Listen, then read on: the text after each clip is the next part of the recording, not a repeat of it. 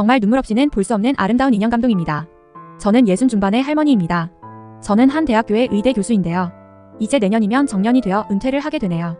제가 사람답게 살고 교수까지 될 수 있었던 사연을 얘기하고 싶습니다. 저는 깡시골에서 태어나서 아주 어릴 때부터 장작될 나무를 해오고 집안 허들의 일을 도왔습니다. 저희 집은 아주 가난했고 부모님은 여자애는 공부할 필요가 없다고 하셨죠. 하지만 저는 집안일보다는 공부에 흥미가 많았어요. 몰래 학교 창문으로 들여다보며 한글을 익히고 산수를 공부하다가 쫓겨나기도 하고 부모님한테 잡혀와서 혼쭐이 나기도 했어요. 계집애가 공부해서 뭐 할 거냐며 살림이나 잘 배우라고 하셨죠. 그런 제 삶의 변화가 오기 시작한 건 젊은 여선생님이 오시고부터였어요. 시내에 있는 유일한 중학교에 부임하신 선생님은 제가 야트막한 삼기직에서 쑥을 뜯다 말고 누가 놓고 간 책을 읽는 걸 보시고 저에게 공부를 가르치기 시작하셨어요. 순정아, 지금 당장은 이게 너한테 쓸모없는 것 같아도 언젠가 분명히 도움이 될 날이 올 거야. 네가 노력하는 만큼 네 인생의 기회도 넓어질 거고. 그 선생님도 공부 못하게 하는 부모님의 눈을 피해 열심히 공부해서 대학을 나와 선생님이 됐다고 하셨어요. 저는 그때부터 밤마다 몰래 걸어서 20분 거리에 있는 선생님 댁에 가서 국어, 산수, 도덕, 사회, 자연 이런 것들을 배웠고 열심히 공부한 덕에 중학교 과정도 배울 수 있게 됐어요. 그러다가 엄마한테 들키고 말았습니다. 선생님 댁에 가려고 막집을 나셨을 때였죠. 엄마는 아버지한테 말하지 말라고 싹싹 비는 저를 보며 한숨을 쉬시고는 들키지 않고 끝까지 할 자신 있으면 그렇게 하고 자식이 좋아하는 거 부모도 못 시켜주는데 그걸 다 해주신다는데 어떻게 안 된다고 하겠냐. 기왕 할 거면 내 목까지 다 하거라라며 몰래 다닐 수 있게 해주셨습니다. 그렇게 몇 년간 공부가 계속되면서 저는 검정고시에 합격했고 대학에 가고 싶다는 꿈을 꾸게 되었죠. 하지만 현실적으로는 어려움이 많아서 엄두가 나지 않았어요. 공부할 시간도 많아야 하고 문제집도 살 게 많고 그저 막막하고 걱정을 하자 선생님은 엄마를 만나셨어요. 순정이는 정말 똑똑해요. 누구보다 이해력도 빠르고 머리도 좋고 굉장히 성실하죠. 이런 애가 공부를 안 하면 누가 하겠어요. 부디 어머님께서 순정이가 대학에 갈 수 있도록 도와주세요. 그 말이 엄마는 한동안 고민하셨어요. 그리고 결국에는 저를 밀어주기로 하셨습니다. 아빠 몰래 집안일 하는 시간을 빼주셨고 문제집 살 돈도 주셨어요. 그 돈이 충분치 않았기 때문에 저는 선생님의 도움을 받아야 했습니다. 두 분은 그렇게 뒤에서 조용히 제 앞날을 위해서 지원을 아끼지 않으셨죠. 저도 그런 엄마와 선생님께 보답하고자 하루 10시간씩 공부를 했고 그러다 보니 점점 더 풀 수 있는 문제들이 많아지더라고요. 한 번은 선생님이 갖다 주신 유명 학원 모의고사 문제를 풀었는데 제가 거기서 딱 2문제만 틀렸어요. 공부 잘하는 고3들도 어려워하는 시험이라고 하셨어요. 선생님은 거 봐. 너는 이렇게 할 수 있을 줄 알았어. 이게 공부에 재능이 있다는 뜻이야. 거기다 넌 아주 열심히 노력하는 힘까지 있다나. 선생님, 제가 정말 서울에 있는 대학에 갈 수 있을까요? 이 시험 성적을 보고도 모르겠어? 넌 이미 전국 수준이라고라며 저를 격려하셨습니다. 저는 그 말에 힘을 얻어 더 열심히 공부할 수 있었죠. 그리고 저는 선생님 말씀대로 서울에 있는 의과대학교에 합격할 수 있었어요. 저는 너무 기뻐서 엄마와 선생님 손을 잡고 팔짝팔짝 뛰었고요. 엄마는 너무 좋아서 눈물을 훔치셨고 선생님도 진심으로 축하해주셨죠. 하지만 문제는 아버지였는데요. 아버지는 어디 여자애가 혼자 서울에 올라가냐며 펄펄 뛰셨습니다. 그리고 쓸데없는 데에 시간을 낭비했다며 제 책들을 다 버리셨어요. 저는 너무 속상한 나머지 아버지를 원망하며 가출을 결심했죠. 오빠들은 아버지가 다 밀어줘도 못 간 대학 나는 갔는데 왜 나보고는 안 된다고 하는 거예요. 아버지가 밀어준 것도 아닌데. 그렇게 저는 몰래 짐을 싸서 새벽에 기차역으로 갔어요. 그런데 거기에 선생님이 나와 계신 것이었어요. 순정아, 이렇게 가면 안 돼. 네가 잘못한 게 없는데 왜 집을 나가니? 나가더라도 떳떳하게 모두의 박수를 받으면서 떠나야지. 지금 네가 이렇게 무작정 서울에 가면 어디서 받아줄 것 같아. 지금 그러지 말고 돌아가자. 안 그러면 네가 지금까지 노력한 게 다 헛수고가 되는 거야. 저는 결국 선생님과 함께 집으로 돌아오게 되었어요. 집에서는 제가 가출하려고 했던 것을 아무도 몰랐습니다. 선생님은 어떻게 하신 건지 대학교 입학금과 등록금을 마련해 오셨더라고요. 그리고 아버지께 이건 제가 순정이한테 주는 대학 합격 선물입니다. 서울에서 1등만 한다고 하는 애들도 떨어지는 의대에 합격했잖아요. 이만한 선물은 받을 만하다고 생각합니다. 순정이가 서울에서 대학을 다닐 수 있게 해주세요. 분명히 아버님께 효도하는 딸이 될 겁니다. 선생님의 몇 번이고 되풀이한 간곡한 설득 덕에 결국 아버지는 저를 서울로 보내기로 하셨어요. 저는 선생님께 이 은혜를 다 어떻게 갚아요. 정말 감사합니다, 선생님 하며 펑펑 울자 선생님은 네가 열심히 하면 되는 거야. 그리고 훌륭한 의사가 돼서 갚으면 되라며 제 어깨를 토닥여 주셨습니다. 저는 그러겠다고 굳게 약속했고 대학에 가서 정말 열심히 공부했어요. 1학년 때 다들 해본다는 미팅도 하지 않았고 다른 애들과 몰려다니며 놀지도 않고 공부하고 학생 과외만 열심히 했죠. 그렇게 1학기를 우수한 성적으로 마치고 집으로 돌아갔어요. 선생님께 드릴 선물을 사가지고 시내중학교로 갔더니 선생님이 그만두셨다는 거예요. 어찌된 일인지 영문을 묻자 결핵에 걸려서 수업시간에 피를 토했고 그 이후로 학교를 그만두고 요양을 떠났다고 하더라고요. 선생님은 제 앞으로 편지를 남겨놓으셨더군요. 편지를 서울로 보내지 않은 건 제 공부를 방해하기 싫어서였다고 적혀 있었어요. 순정아, 너는 언젠가 꼭 훌륭한 의사가 될 거야. 선생님은 그렇게 믿어. 그러니 건강 유의하면서 공부해야 한다. 건강 잃으면 아무 소용없어. 저는 선생님이 어디로 가셨는지 학교 선생님마다 붙잡고 물어봤습니다. 그러나 선생님이 어디로 요양 가셨는지 아는 사람은 없었어요. 아무에게도 말 안 하고 떠나셨다는 거였습니다. 요즘 같으면 인터넷으로 어떻게든 찾을 수 있었을 거예요.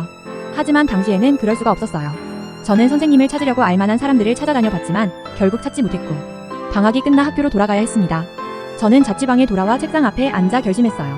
그래, 선생님을 다시 만났을 때 자랑스러운 제자가 될 수 있게 열심히 살자. 공부도 열심히 하고 돈도 열심히 벌자. 그게 선생님께 보답하는 길이야.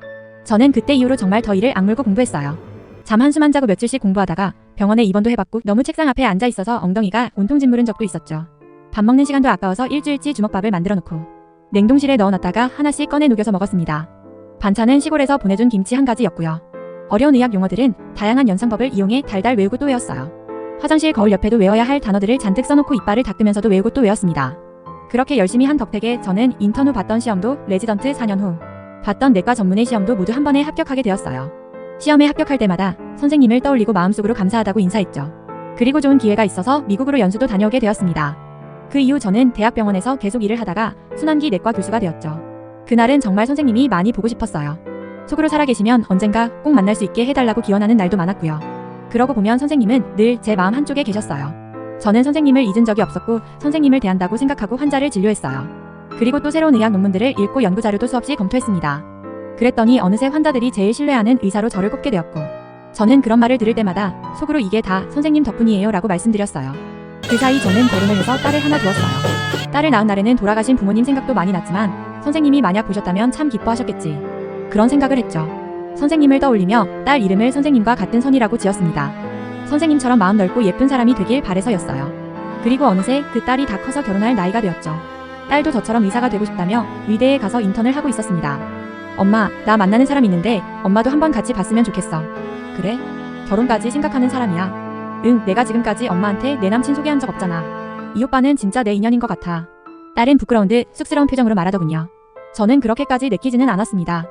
딸 얘기를 들어보니 마음은 착하고 긍정적인 사람 같은데 크게 욕심도 없고 가진 것에만 만족하며 그날 벌어서 그날 쓰고 사는 사람 같았거든요.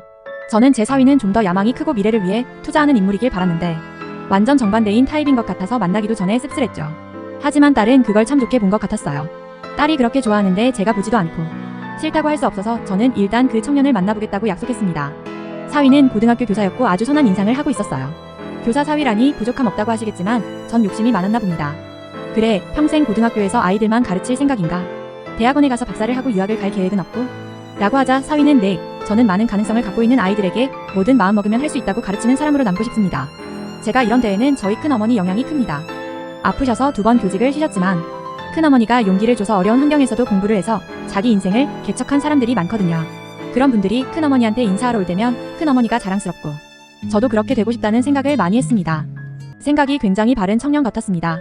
정말 요즘 보기 드문 사람인 것 같네. 하지만 그러기에는 현실이 만만치만은 않을 텐데 자네가 그러는 걸 부모님은 어떻게 생각하시나? 라고 물었고 사위는 부모님도 처음에는 제가 외국 유학도 다녀오고 더 좋은 직장 갖기를 바라셨지만 요즘처럼 교사 되기 힘든 때에 당당히 고등학교 교사로 일하는 것도 감사하다고 하셨어요. 제 생각도 많이 지지해 주셨고요. 라며 쑥스럽다는 듯 웃더군요. 엄마, 왜 자꾸 그런 질문만 해?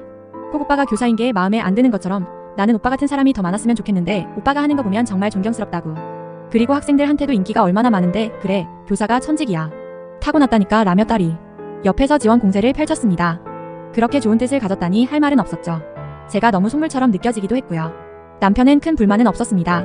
문제는 저였죠. 제 딸은 더 근사한 직업을 가진 사람에게 보내고 싶었던 거죠. 하지만 저런 마음씨를 가진 사람이라면 내 딸을 믿고 맡길 수 있겠다는. 그래서 저는 정말 그 청년의 마음가짐 하나만 보고 딸의 결혼을 허락하게 되었어요. 그리고 결혼식 준비는 원만하게 진행되어 양가 부모의 상견례 날이 되었어요. 저는 약속 장소인 한정식 식당에 조금 일찍 도착했죠. 환자 진료가 생각보다 일찍 끝난 것도 있었지만 중요한 자리인 만큼 먼저 가서 마음의 준비를 하고 싶은 것도 있었거든요. 제가 식당에 들어서자 젊은 직원이 나와서 예약을 했냐고 묻더군요. 저는 상견례 예약을 했다고 말했고 직원은 저에게 잠시 기다리라고 했어요. 그렇게 직원을 기다리며 서 있는데 카운터에서 감사합니다. 다시 별날 기다리고 있겠습니다. 하는 고상한 목소리가 들렸습니다. 아무리 생각해도 익숙한 목소리여서 카운터 쪽을 돌아보게 되었어요. 그랬더니 저보다 한 10살은 많으신 것 같은 여자분께서 우아하게 머리를 틀어 올리시고 앉아서 계산을 하고 있었습니다. 저는 자꾸 어디서 본 것만 같아 가까이 다가갔어요. 네, 무엇을 도와드릴까요? 저를 본 여자분이 미소를 지으며 그렇게 물으시더니 한참 저를 쳐다보셨습니다. 저도 한참을 바라봤고요. 아무래도 낯이 익었으니까요. 그리고 그 목소리의 억양, 부드럽고 우아한 느낌이 예전에 제가 알던 유선희 선생님과 너무도 닮아 있었어요. 그러고 보니 눈매라던가 얼굴형 콧날이 선생님과 흡사했죠.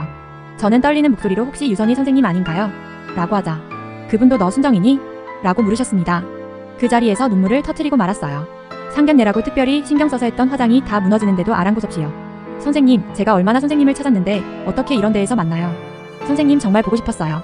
너무 그리웠어요. 한시도 잊지 않았어요.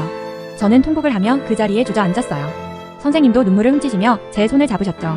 순정아, 너 정말 순정이 맞구나. 살아있으니 이렇게 만나는구나. 나도 널 잊어본 적이 한 번도 없어. 내가 아파서 어쩔 수 없이 그곳을 떠나야 했을 땐 정말 마음이 아팠단다. 그래도 네가 정말 잘 산 것 같아서 기쁘구나. 저는 언제고 살아있을 때 선생님을 다시 뵙게 해달라고 매일 속으로 빌고 또 빌었어요. 그래서 오늘 이렇게 만났나 봐요. 선생님도 눈시울이 붉어져서 저를 끌어안으셨어요. 그리고 여긴 어떻게 왔냐고 물으시더라고요. 저는 상견례 얘기를 했죠. 선생님은 예약자 이름을 보더니 놀라시며 네가 선희 엄마였니? 라고 하시는 거였어요. 저는 너무 놀라서 제 딸을 아시냐고 했고 선생님은 바로 제 사위의 큰어머니라고 하시는 거예요. 나는 벌써 네 딸 봤지. 정우가 꼭 소개시켜주고 싶은 사람이 있다고 해서 몇 번이나 봤는걸. 너무 예쁘고 총명하고 이상하게 정이 가더라니. 네 딸이어서 그랬나 보다 라며 놀라셨어요. 저는 온몸에 전율이 흘렀어요. 사위가 닮고 싶었던 사람이 선생님이라니. 저는 사돈분들과 사위와 딸을 만나 선생님과의 인연을 이야기했고 그분들과 사위도 다 놀라더라고요. 당연히 제 딸도 놀랐고요. 무엇보다 제가 딸 이름을 선생님 이름을 따서 붙였다니까 사위는 흠칫하더군요. 처음에 제 딸한테 눈이 간 게 큰 어머니 이름하고 같아서였답니다. 어떻게 이런 인연이 있을 수 있는지 하늘은 계속 우리를 잊지 않고 지켜보시고 있다가 이렇게 엮어서 저와 선생님을 만나게 해준 것 같았어요. 그날 상견례가 끝나고 저와 선생님은 오래도록 이야기를 나누게 되었어요. 선생님은 처음 요양을 마치시고 다시 교사를 하시며 결혼도 하셨다고 했습니다. 그러나 몸이 너무 쇠약해져서 아이를 낳을 수 없었다더군요.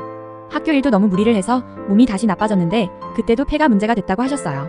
결국 교사를 그만두셨고 집에서 지내시다가 가끔씩 남편이 경영하는 한정식 식당에 나와서 카운터를 봐주고 있다고 하셨어요. 마침 제가 간 날이 조카 상견례여서 제 딸도 보고 저희 부부도 볼 겸 나오셨다는 거였습니다.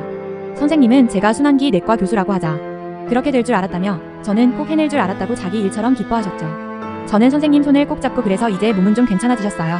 많이 마르신 것 같은데 불편하신 데는 없으시고요?